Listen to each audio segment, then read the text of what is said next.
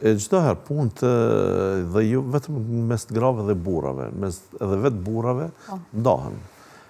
Mes të anëtarëve të familjes, mes vëllezërve, mes xhamatit në xhami ndahen. Ne kur bëjmë një organizim në xhami, jo të gjithë xhamatlinjt janë të detyruar që të punojnë, ta fshin xhamin, ta mirëmbajnë, pra kërkojnë nga të vjetrit diçka tjetër, kërkojnë nga të rinjt diçka tjetër, kërkojnë nga ata që dinë të mirëmbajnë teknikën e xhamisë, ndriçimin, diçka tjetër, pra secili ka rolet e veta. Në këtë rast, a ka në Ramazan specifikisht diçka dallim, gruaja e saj për këtë adhurime absolutisht është e barabartë me burrin, edhe prej saj kërkohet të agjëroj, edhe prej saj kërkohet të falë teravit, edhe prej saj kërkohet dhe e ka shpërblim leximin e Kuranit, por duke pas parasysh që në jetën e përditshme ne bëjmë ndarje shpeshherë të punëve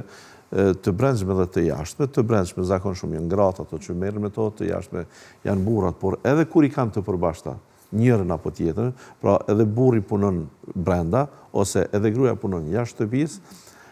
atëherë çështja e kuzhinës, e përgatitjes së ushqimit që më shumë u shkon për dorë grave,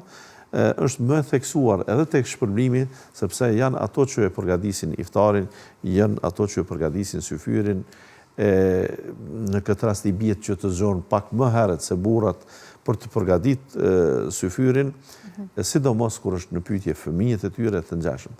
Por nuk bën të mendohet se gratë janë detyruar të punojnë punë të caktuara, sepse edhe burrat janë të detyruar të zgjohen në mëngjes kur gruaja mund të flej pas namazit të sabatit dhe të pushoj, pra po flas një për atë gruan anvise në shtëpi, ndërkaq ky burri do të detyrohet që të shkojë në punë, të bëjnë ndoshta punë të rënda, të vështira, për të siguruar atë kokër të orizit, po e them, për ta prunë në shtëpi, derisa gruaja është kujdes që atë kokër të orizit ta përgatis për ta sjellë në sofë. Pra unë mendoj se janë detyra të ndërsjellta sikur vetë ta zëm ekipa për këtë emision. Unë gjatë rrugës pash në studio plot punëtor,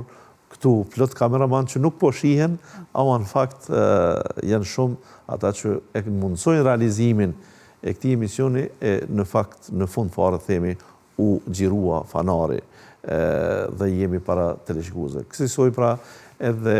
jeta është e kompletuar, edhe fëmia ka rolin e vet. Edhe ai ndoshta duket që të pavëmendshëm mund të jemi, por kur i themi dil ble kët, sjelle kët, shko deri në shitore, shko te furra, prit në radhë për të ble bukën, pitalkat e të ngjashme, edhe ai ka rolin e vet që është i shpërblyeshëm pa trop dyshimi.